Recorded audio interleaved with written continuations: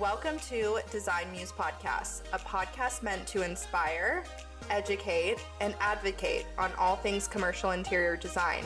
I am your co-host, Bridget Santos. And I'm Melanie Hanna. We are Design Muse Podcast.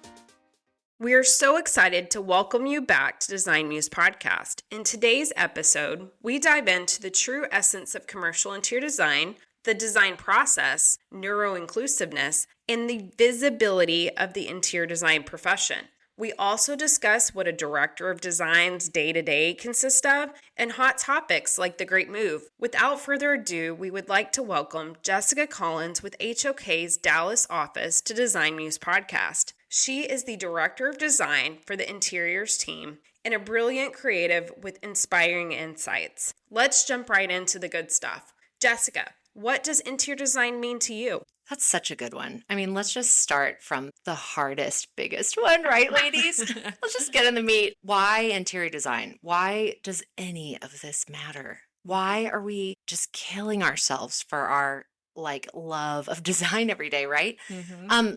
I personally do what I love because I believe that I make people's lives better with the work that we do as designers and creatives in this world. When you peel away, the pretty wall coverings, our industry, our profession is firmly rooted in service. We are in service of others, and we can heal people with our work. We can bring joy to people with our work. We can help people learn better, right? We can help people come together as community. We can bring families together with our work. We motivate and balance human beings through the profession of interior design and architecture. And we do that simply by making spaces human-centric, human-focused, and inclusive, right? And we can practice this every day in our roles and in our careers. We can use color theory to raise and lower heart rates. We can bring in biophilic elements to space to help people heal faster. There is data and science backing this. Putting biophilic elements in a healthcare setting helps people get out of there faster and back home with their loved ones. Basic human rights like access to natural light, beauty, artwork, things that bring joy, views of the outdoors. Those things are not always freely given, but as designers, we have this super fulfilling opportunity to serve others while giving something back to our community that's beautiful. We can tell strangers without words that they are welcome and they are safe and they're seen and they're free to move about the cabin. My hair on my arm stood up as you talked about what we do, because one of our goals at Design Muse is to share what we do as commercial interior designers. We don't just pick paint colors. There's a lot of theory and science and evidence behind it. We are very technical, and we're miracle workers is what we are. The fact that design can impact people in such a way and evoke an emotion and has a healing power of even down to the lighting of how a space is lit can impact someone. There's a lot to it. This is beautiful. Absolutely beautiful. So what inspired you to be an interior designer? That's a long one. That's a good one. I didn't know what I wanted to be. I've been an artist since I was born. I knew I wanted to be a creative in some way, shape, or form, but I also really loved the study of plants and animals and human beings. My mom was a nurse when I was younger, and I think watching her be a medical professional and just really thinking about the psychology behind everything that we do, interior design seemed like a really clear way to take that love of the why, the psychology behind design, and really put it to use. So I wanted to be a textile designer. I still want to be a textile designer. I wanted to be a marine biologist for a while when I was little. I thought I was going to go to vet school. I was all over the map, but I knew that I loved serving others. I knew that I loved learning more about our environment and ourselves and the plants and animals and humans around us. A lot of interior designers are creatives in another fashion too. Mm-hmm. One of the things that we'll talk about a little bit later on in your episode is about your role specifically, because as we grow in our careers, it gets to be a lot more on the business side of things, and you're more in the people business in a different way. You're still involved in projects, but then you get this whole other layer of it, and you go maker to manager, if you will, or leader. And so it starts to look like a lot of different things. So I find that a lot of interior designers have a creative outlet, and I love that yours is art. That's amazing. Thank you. My therapist always asks me, are you eating? Are you sleeping? Are you moving your body? And are you doing art? I love that. Those are my survival requirements. For us, we all have full-time jobs. And so art gets to happen in the middle of the night sometimes, or if I can carve out some time on a weekend. But I have been so blessed to have friends and family and loved ones, and now some commercial clients that have asked me to create art for their homes, for their,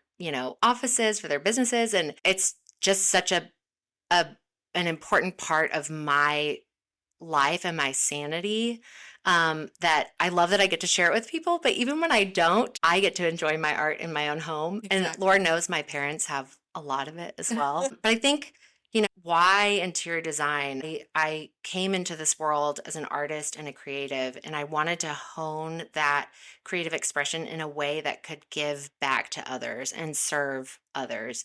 And I think building beautiful space that is meaningful and impactful for others, it's like we get to leave our creative stamp on the world. We get to make other people's lives better. And yes, I still love painting and drawing and sculpture and jewelry and weaving, all the fabulous things that I do at home for fun. But I love being able to positively impact people's lives with the creative work that we're doing. That's so impactful. Absolutely impactful. Let's go back a little bit. So from a young age, it sounds like you knew what you wanted to do. We're finding the more and more we talk to designers, they had some sort of creative side of it, and they were driven to interior design, which is awesome. That's not the story for everyone. I love that you think that my process was hypothetically linear, that it's coming across that way, because it was the most non-linear. Well, let's talk about that. Yeah. So I went to Miami University, which, by the way, is in Oxford, Ohio. It is not in Miami, Florida. What?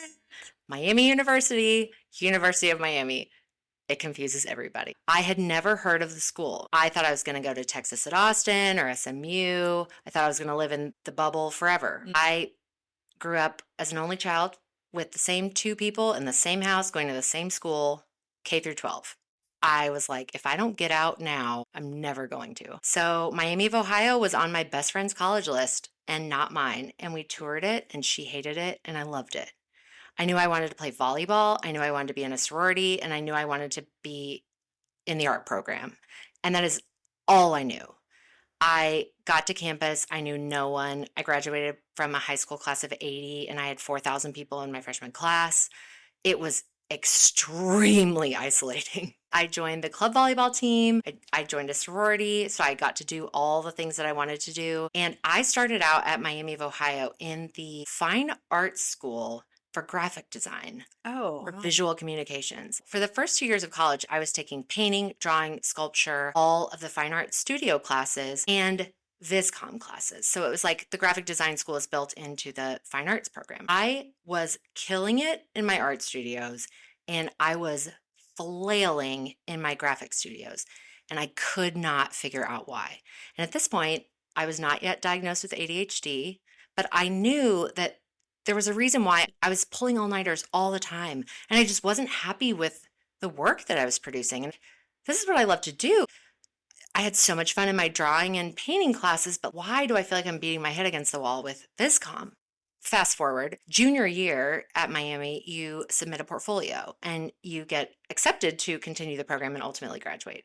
I submitted my portfolio to the architecture school for interior design and not the fine arts school for graphic design. And they called and said, "Oh, you've made a terrible mistake. You submitted your portfolio to the wrong school." And I was like, "No, I didn't. I'm changing my major as a rising third-year junior into the architecture school for interior design." And they said, "Well, no one in school history since 1809 has ever done this. And are you really sure you want to do this? You're going to have to start over from scratch." And I knew in my heart that something wasn't connecting with me somewhere. And so I rolled into freshman architecture design studio as a junior. And it was the best experience I've ever had. And it was such a blessing, and then I got diagnosed with ADHD, and then I got on all the right meds, and I've felt instantly, infinitely better.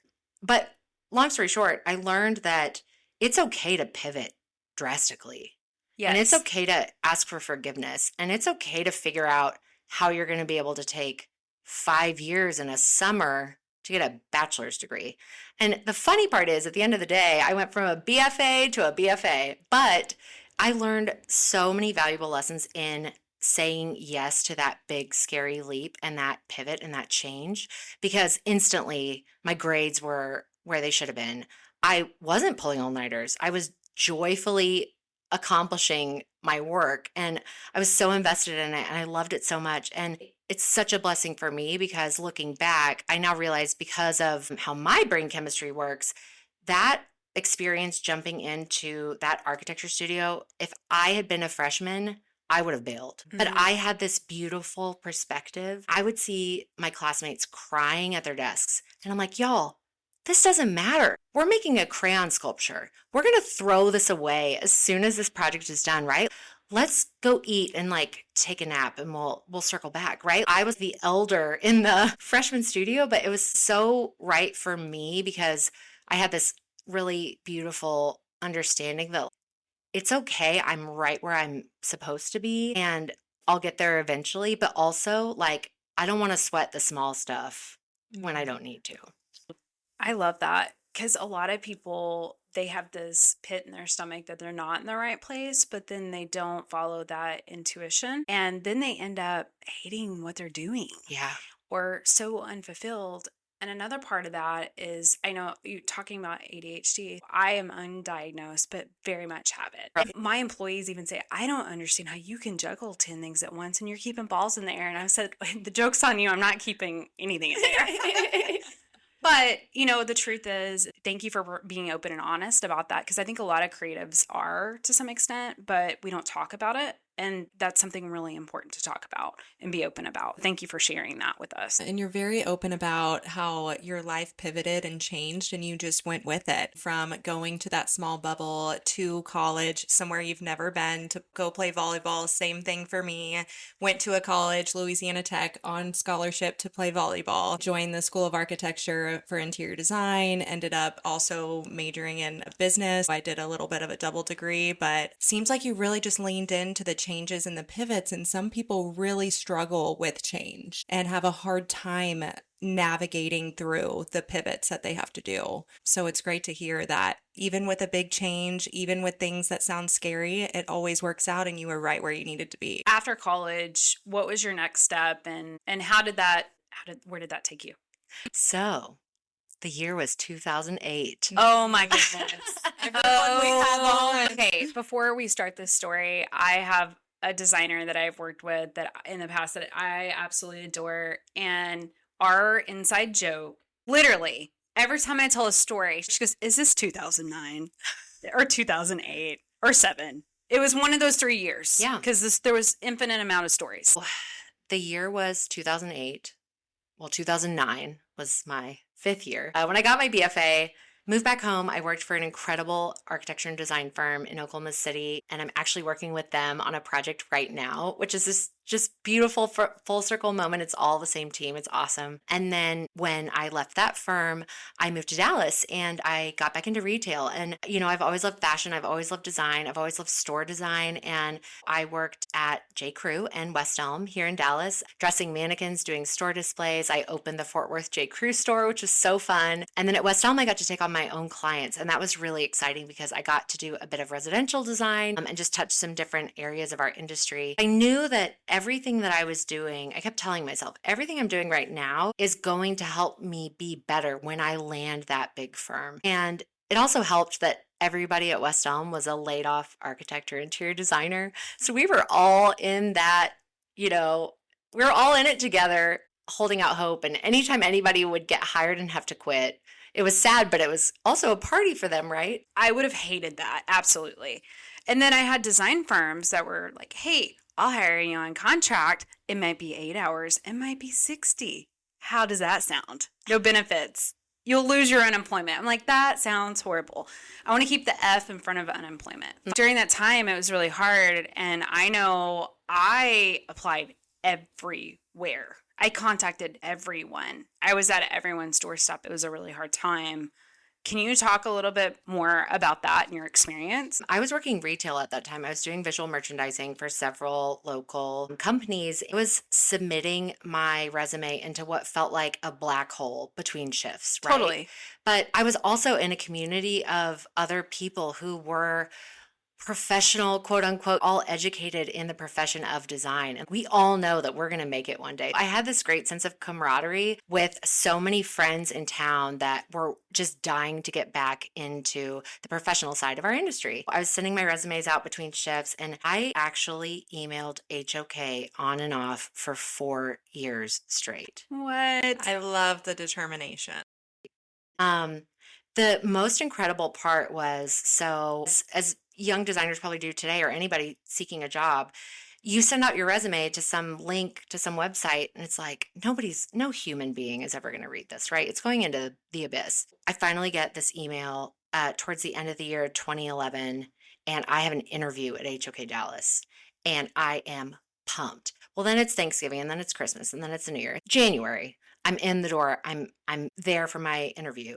And of course, I brought my fully printed, French pleated, $150 portfolio. I had a portfolio too. It's leather bound. It was faux leather. Well, yeah. To make it worse. And then I had everything printed in clear sleeves because I was too broke to actually get it bound. I would carry that around, and I remember when there was a digital shift to portfolios. Yeah, I still did the physical. Did you? I still brought my physical portfolio and just knocked on the door and went to everybody and said, hey, can we talk? Here's my portfolio. Will you hire me? How did you prepare for your interview? A lot of people have questions about this. How do I prepare for the interview? And I always tell them, and then I want to hear your answer. I always tell them, be yourself. I am hiring the person. I can train the skills. And you need to have some basics, right? You need to have the training and the degree and all the things, right? But don't be an asshole. You literally took the words out of my mouth. I can teach you how to do Revit. I can teach you how to use New Forma or any of the tools we have, Trimble, whatever. But are you a good person in your soul? Do you care about others? Do you care about the work that you're doing? Do you want to be here? Honestly, do you want to be here is like the most important question. I interviewed at HOK, and one of my near and dear beloved project managers that's still at HOK with me interviewed me. And they said yes to my degree, the gaps in my resume, the very short stint that I had in another firm, and my visual merchandising retail career that I had prior to joining HOK. They said yes to me based on that resume. And that has stuck with me forever. And I think a big capital V value, and we'll talk about this more, but what your capital V values are as a person should help you figure out where you're supposed to be. If you're looking at big firms, if you're looking at small firms, if you're looking at opening your own firm, it doesn't matter. Do your personal values as a human being align with the company that you want to work for? Totally. If you're being told we design for more impact, well, what does that mean? And does that mean something to you? If it's just words on paper, it's one thing. I think you have to find a place that culturally aligns with who you are as a person. And it starts at the very top, the leadership. Or sometimes I call leadership. We're going to have to bleep out. So, it does matter. It matters a lot. And kudos to you for being persistent and keeping on going back and reapplying year after year. And then finally they said, oh my gosh, this is the perfect fit. Congratulations on your 13-year anniversary with HOK. It's an amazing accomplishment. One of the questions that we've thought of and a lot of people have asked is there's kind of this great move going on in the industry. There's people jumping, not really staying at one firm, not being loyal to where they are and kind of wanting to go to the next opportunity. What advice do you have for designers who are on the fence on whether to plant roots for a long-term career or pivot along the way and go somewhere else? Ladies, I believe that the grass is greener where you water it, sister. Totally. You got to do the work. To me, it comes down to those personal values, capital V values that you have. Okay, so let's say a designer is at a current firm and thinking that they might want to change. Well, do you feel seen at your current studio? Do you feel heard? Do you feel like your voice matters? Do you feel like you have people that you can mentor and that you can be mentored by? Do you feel that mentorship can go both ways? I always say before a designer leaves maybe their current role, I always encourage people, take a step back and ask yourself, have I made that really brave decision to pull my leader aside and say, hey, I'm really struggling. Whoever it is, it can be HR, it can be your direct manager, it can be a senior designer that you trust, right? It doesn't matter who it is, but have you made that really brave choice to open your mouth and say, hey, this is really bothering me, or I'm really struggling with this. Can you help me think of ways to solve it? Or is there anything we can do to get around X? If it's money, if it's what types of projects you're working on, regardless of what it is, leaders cannot read your mind. This is so good. So- I've had this conversation multiple times over the last few years, and what it always boils down to is communication or lack thereof. Absolutely. More so than not, lack thereof. And sometimes it's so simple. When I hear, oh, it's XYZ, I'm like, oh my gosh, I could have solved X and Y. Maybe not Z, but we can work on that. We can work towards that. So a lot of it can be solved. And so it's about communication and being in the environment where you feel safe to communicate too, because I've been in environments where if I came to someone, I was the problem. Right. And I will say, like, as a business owner, for me, right, you want your door open. You want people to come communicate with you if they're having a problem. Because as a business owner, I want everyone to stay. I want everyone to love their job. I want everyone to love what they're doing. But if there's always problems, come talk, come communicate, be transparent. Let's work it out. Do you have goals? What are your goals? Let's do check-ins. Let's make sure we're meeting those goals and you're getting what you need. Instead of there's kind of a shiny check on the other side of the river and you're going to jump just because of a dollar sign. I say communication is key, and leadership being open to that communication and understanding that employees might need something different than what you're giving, and that's okay. Let's take a step back, let's find a plan, and let's make sure that you can get to your goals and what you're wanting where you're at instead of making that jump. Absolutely. And giving your current employer the opportunity to make it right and to work on things. Right? Yes, and nobody's perfect. Everyone makes mistakes. It's about how you fix those mistakes and how you problem solve to get to the other side. So a lot of times leadership and ownership, we're going a million miles an hour. I mean, all of us, lead a team here. Sometimes your focus can get strayed away from maybe what an individual is needing at the moment. I just find it really important to have that communication, and that leadership is open to understanding, hey, I kind of lost sight of that person and we need to sit down and make a plan. 100%. And in a leadership role, we wear a lot of hats. Part of it with business development, I think, and maintaining the business side of it is a whole thing that not a lot of people talk about. And as you grow in your career, you're helping bring on business and build relationships. Well, that takes time out of the office, because if you're at your desk, you're not bringing in business. And if you're not at your desk with your employees or on calls with them and mentoring them, there could be some lost communication there. So one of the things that I found that's really successful with my teams is I'm transparent with it. I have an open calendar. I even put my drive time on there, and I've been at places that don't have open calendars, and there's guesswork that happens. And I never want anybody to guess where my intentions are or what I'm doing or whatever. With the small team, I've been very transparent with them. It's like, if I'm not there, you can always text me. Don't Teams me, text me, call me. I'm never too busy for you. And I had a conversation recently with them and said, hey, I'm going to be out of the office because some daughter has spring break. And they said, we know where to get you. We know that you're there. And so that means a lot. How do you maintain that good culture with your team as a leader? Because you've been there for 13 years. You've helped cultivate things. You've seen change, probably good and bad. Absolutely. I would say the best thing I ever did was actually go work in our Los Angeles studio for almost 5 years. So I started at HOK Dallas, went to HOK LA for a stint, and came back at the end of 2018. And the thing I love, I think the most about my particular big firm is that we really are so connected with one another in all different studios, and just building those close relationships with everybody on the West Coast, and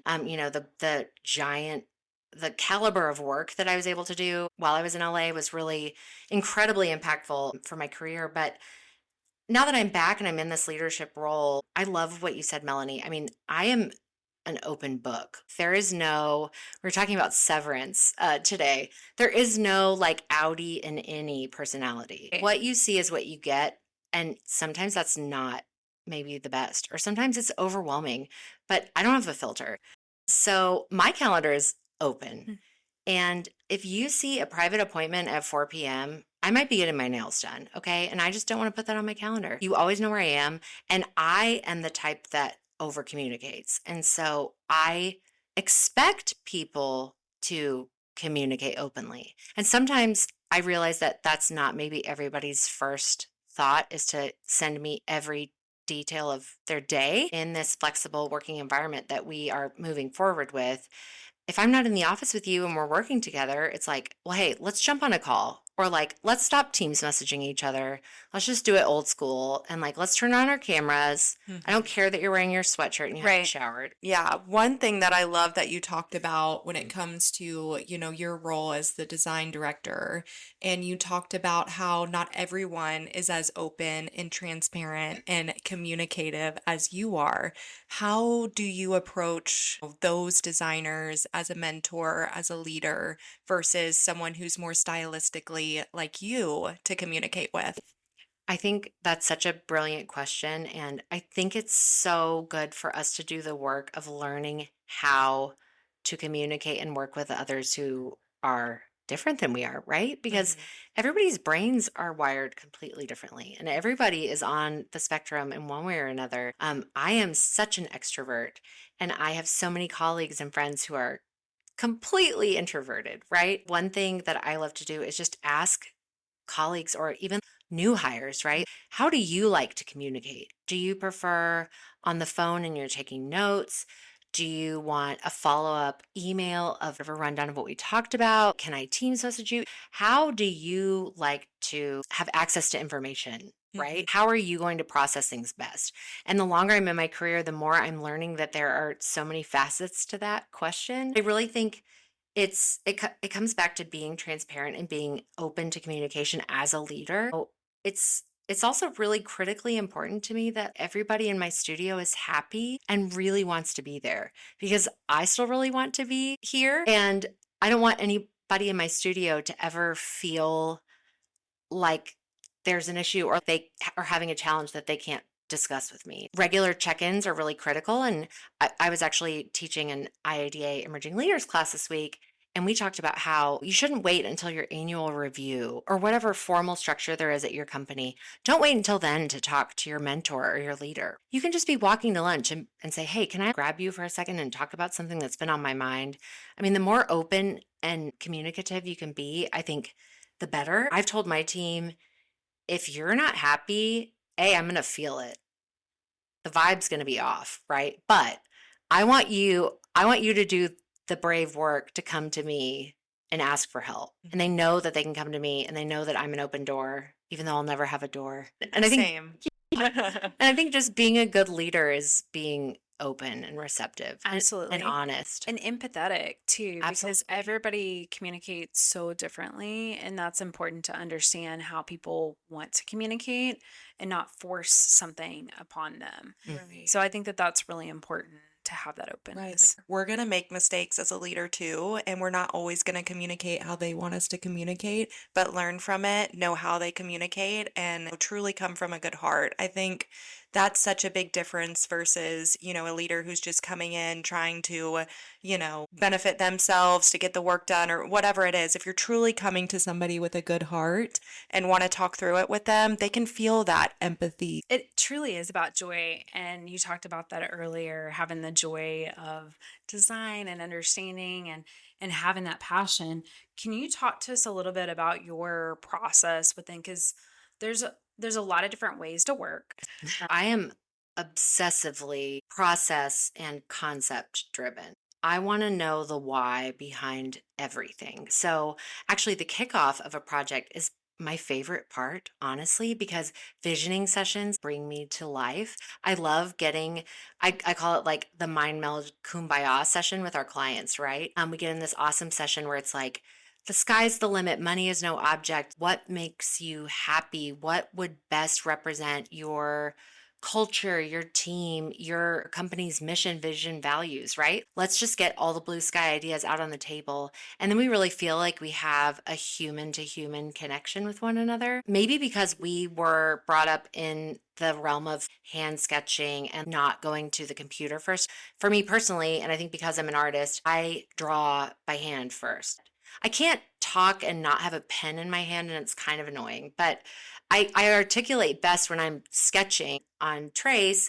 And so for me, I'm trying to make sure that that's a big part of our process as we kick off projects, or really any time in any phase of any project. We do a lot of charrettes. I want to do more of them. Since the pandemic, we've all gotten really good at concept board and other online tools that essentially help us create that mood, vision. What are some of the programs you use? We use Concept Board firm-wide, and we love it. I have used Figma and Miro Board lately, and that's been really fun. There's also a new platform that allows you to create finish material palettes. That's amazing. It's great because with things like Concept Board, Miro Board, you can invite your clients to it too. I've had visioning sessions, kickoffs, where it's half the people are in the room, half the people are God knows where, and everybody's on the board, everybody's posting things. It's such an easy tool for people to pick up and use, even if they're not creatives, right? And that's been really fun. I think thinking about, from a charretting perspective, thinking about including designers that are not part of that project is awesome, because maybe you've been staring at a test for way too long and you're just not coming up with any good ideas, but somebody in the studio who's got fresh eyes and wants a break, it's like, hey, can you help me with this? What do you think about this? And it's like, well, why didn't you just mirror those? And then all your problems are solved. And when you're looking at it, you have tunnel vision, so you don't see it. So involving other people is so important, because I think a lot of times firms, they jump right in. They don't know the why behind what they're doing. And they're like, get this done. Do this test fit, here's a program. You have to start with why. Yeah. You have to start with a story. You have to understand it doesn't matter what the sector is. You have to start with that. And you can see at the end how impactful that is. Well, I think that's so important too with storytelling. How can we be better about telling the story throughout the process? If there's no why, if there's no concept that's igniting every decision you're making in the project, in the process, it's going to show. And I love asking my colleagues and my team that question. It's like, well, why'd you pick this carpet? Well, because I love it, because it's cute. It's like, well, it is cute, but how does it relate back to your client's mission, vision, values? How does it tie into your concept? Because the second you can tie it into your concept, you can sell it to anybody. And you also believe that you're coming from that really authentic place of celebrating that client's goals. It has meaning. Mm-hmm. And whether everybody sees it every day, that's not the point. It's the point that it's there and it's impactful to the people that are using those spaces. Absolutely. Right. How do you balance the time you spend on the charrettes and the concept versus a timeline that a client gives you that, of course, is always never enough time to complete? That's such a great question. We do a lot of charrettes over lunch and we order lunch in. Love that. And it's a working lunch. I think the great thing is if you can establish that meeting as your critically important kickoff at the very beginning of your project phase. We've done test fits, but this visioning session is like, we cannot move forward, right, until we have this really important meeting. And maybe it's 2 hours. I've done them in 30 minutes. You tailor that to your client. So I think the the timing and the phasing of it all has to be right, not just for us, but for the team and for the client that we're serving. Right. But if you can help them understand why, again, why it's important, we want to know what you think the future of your company should feel like and look like. And when a new client might say, well, we don't really like contemporary design, I don't know what the word contemporary means to them, right? But if we can assign the word contemporary to some imagery that we're posting up on the concept board, then I know what they mean when they say contemporary. Exactly. I feel like it's such a critical, again, just connection phase, like mind meld with your client phase, where, and my favorite thing is that the values and the goals and the drivers of the project always come from that first visioning session kickoff meeting. And my favorite part is when we are looking at the beautiful finished space and the final photography, and we say, look, that goal that you had was woven all the way through, and that concept that we developed together was woven all the way through. There's so much more support and excitement and engagement from our clients if we treat them like they're partners in the design process, because they are. And at the end of the day, it's not what we want as designers, it's what is best for them as clients. One of my favorite things is when a project's complete and I walk in and I hear our clients selling it to someone else and hearing what we've talked about in the whole process and the why behind it. And they're almost like regurgitating all of that to someone else. They truly believe it as much as we truly believed it. And then now they're able to sell it to whoever's coming to visit, or if it's a property that's for purchase or whatever it is in the multifamily world, hearing them go through the space when it's done and push that why and push that reasoning is, I mean, I think the best thing for an interior designer at the end of a project. Totally. I like to just go in the spaces that I've designed. I actually did it this week. I went and had coffee in a capital improvement project and just sit there. It was really cool because some of the things we talked about during the design process of having places where people could go and have a variety of different conversations and be comfortable. They were actually having a small group in the coffee shop that we created. It's as you designed it. I know, and I was sitting there and I text some people that had been collaborating with, and I was like, guess what small group's going on over here? It's working. So, but that was the whole point, is they wanted to activate the spaces, and it was being very underutilized, very old school. It's very dark. Now it's being utilized.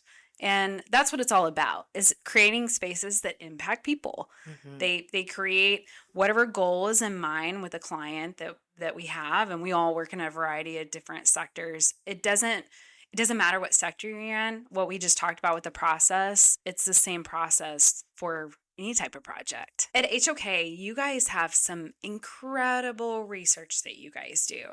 And there was some studies that you guys came out with specifically about neuroinclusiveness. Can you talk a little bit about that and tell us, what does that mean? Being neuroinclusive essentially means that you're designing with everyone in mind, and not just yourself, and not just maybe your personal preferences or the way that your brain chemistry works. When you're designing for one, you're designing for none. That's always the tagline, right? I love this question because Kay Sargent, our brilliant workplace thought leader, has launched a book.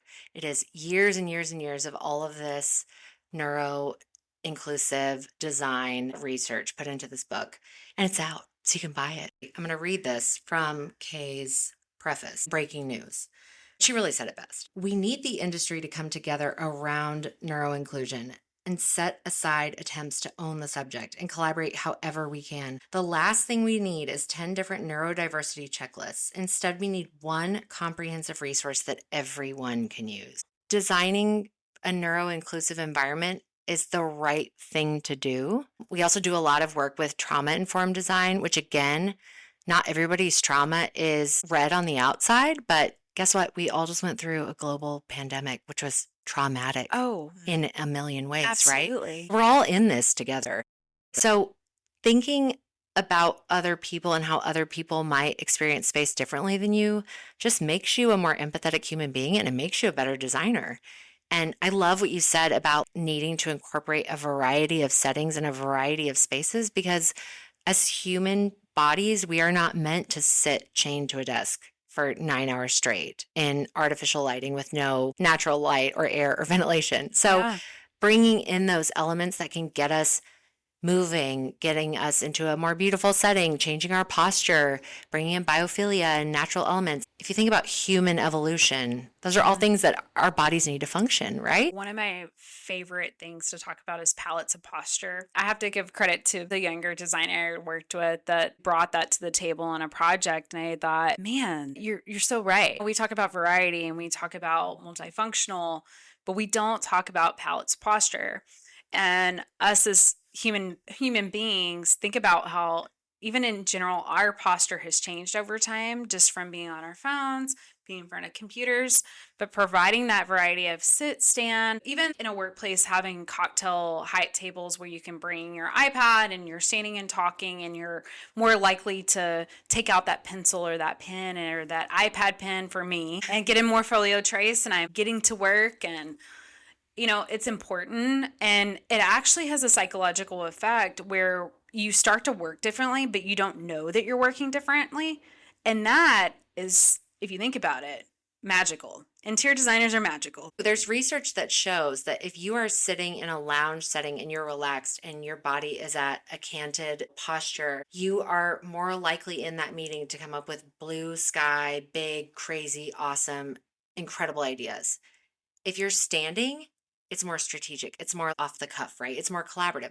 All of these different postures can absolutely impact what's going to come out of that collaborative session. Absolutely. So we, being the Jedis that we are, using design psychology, can help our clients make sure that they have the palette of postures, the palette of work settings, the gathering space types, all of these different things, so that nobody is stuck with just one solution for any given day or given meeting. A lot of it is about listening to your clients and understanding what their goals are for different types of spaces. As far as your role goes, can you tell us a little bit about what you do? A lot of people, they say they want it. They want that director role, and they don't quite understand what it means. I'm really fortunate because I am the design director and my partner is the director of interiors, and she has brain matter on the left side of her head, and I have brain matter on the right side of my head. Together, we are perfect. She is ops. She is organized. She is controlled. She can keep the ship going.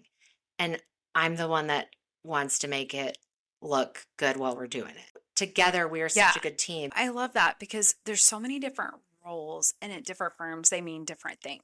Can you tell us, what would your day-to-day look like? A lot of my role is still being a senior interior designer. We can never turn that stuff off as hard as we try. I have the additional responsibility of leading and growing my team along with my partner. I'm also expected to get out in the market and win new work because we are seller doers at my firm, and I think we all should be. We should be getting out in the market and finding our next awesome client relationship or broker relationship or manufacturing partner relationship. It's learning right now, and what I've been working on for years at this point is getting out of the itty bitty minutia weeds of a project so that I can spend my time providing more design oversight and more support.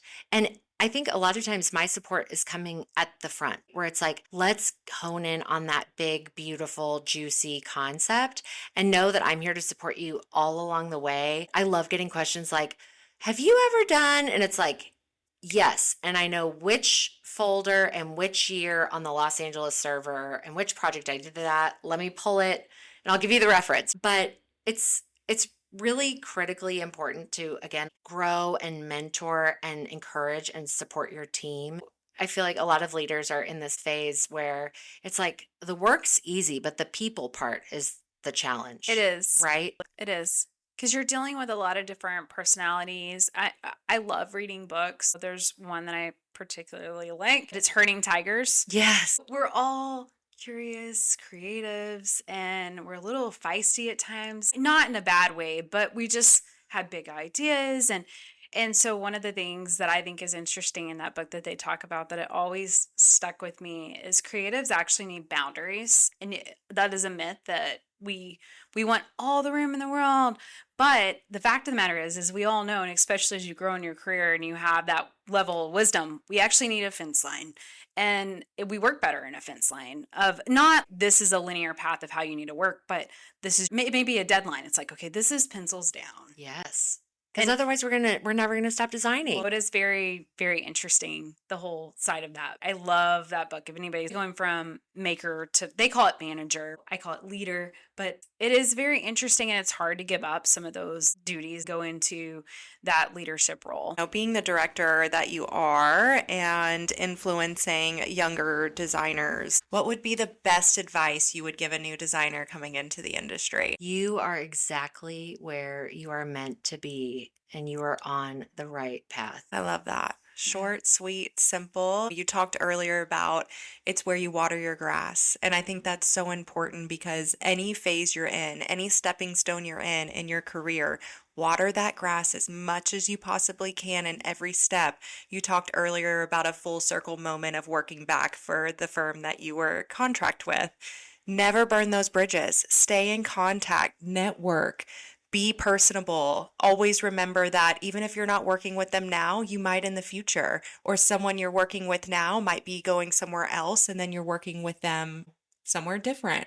Well, I think it's so important as mentors in our industry to hone in on the fact of stay in touch with everyone you possibly can.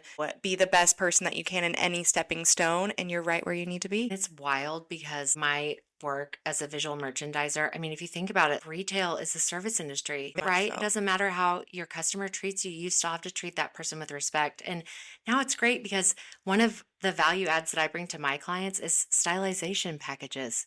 And it's so joyful and it's so fun.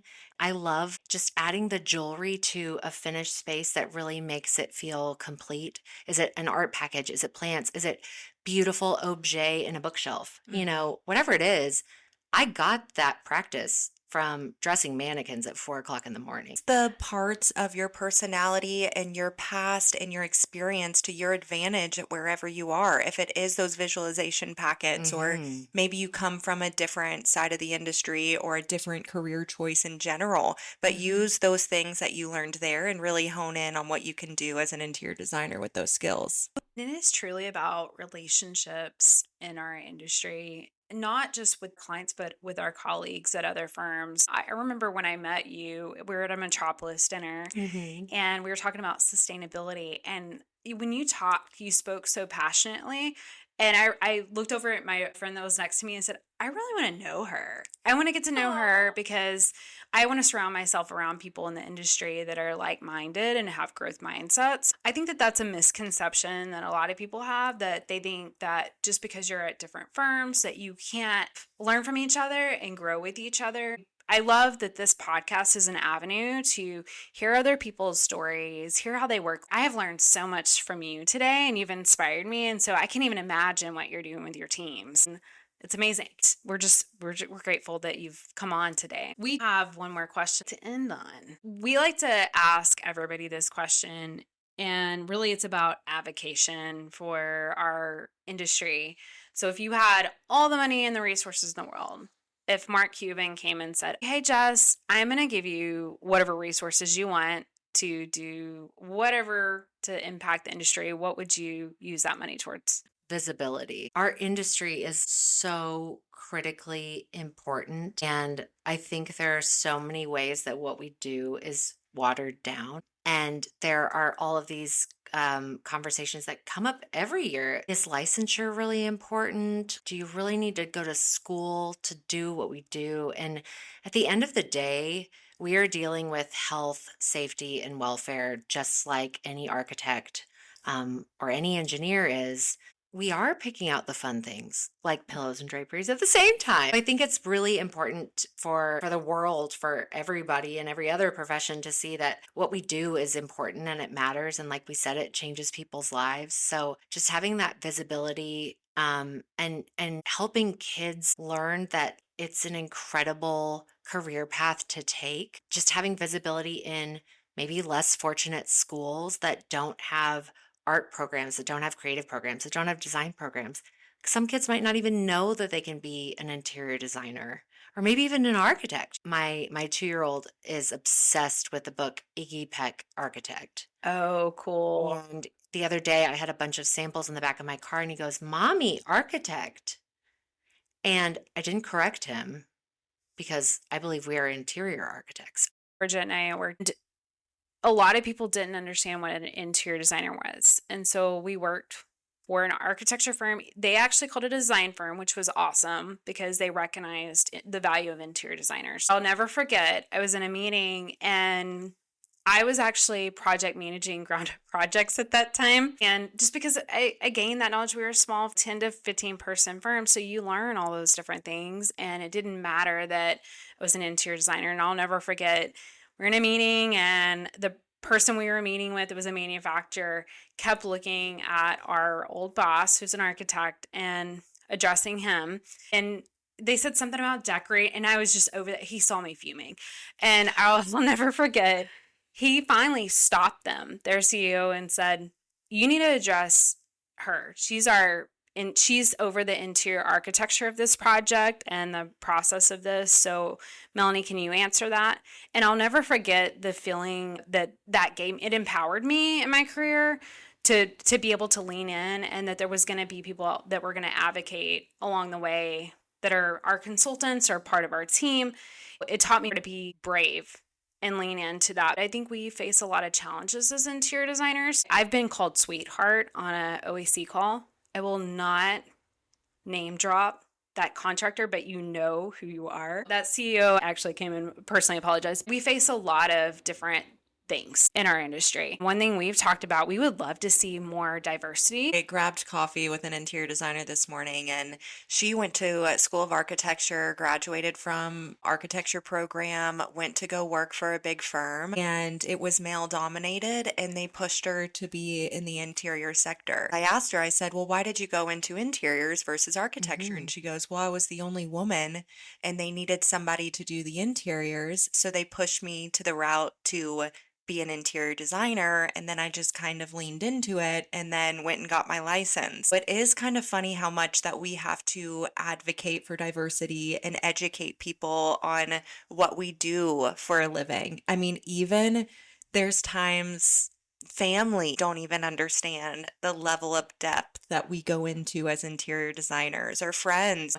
To your point, the pillows and the drapery, that's what they think. Or the best thing is when you get a text, "Hey, can you help me with so and so and so?" There's a level of respect that we expect, just like any other profession. If you're an attorney, if you're a doctor, if, these are all very much huge career paths, and everyone deserves that respect of their career and the decision they made to go into that career. It's so funny when we talk about drapery and residentially, you see it a lot. They're like, "Oh, they call them curtains and stuff." I think about the drapery that I have on some of my hospitality projects and the blocking requirements and the coordination with the slot diffusers and the lighting. You better have 12 inches if you have lighting and you have blocking and all the things. And it's literally, it's not just drapery. There's like 50 decisions you need to make with that. And just to make from a commercial standpoint, it works. Absolutely. And down to which way it gets pulled. I just visited a hotel last week and they said, "Hey, with this renovation, can you make sure that they actually get pulled the right way?" And I go, "What do you mean?" And so they're over there behind the shear trying to figure their way out. And I'm like, "Oh my gosh, yes, we'll fix that for you." Those little details matter. It's just not just about the finishes. My whole point is interior designers make so many decisions, and we're educated to know on the forefront of, hey, with that drapery, I am coordinating with mechanical and I am coordinating with electrical because they're powered. I know exactly. It is 12 inches, by the way, if anyone's wondering, that you need, depending on the fullness. We know those facts because we've learned lessons with them. That's amazing. The visibility for avocation. Thank you for that.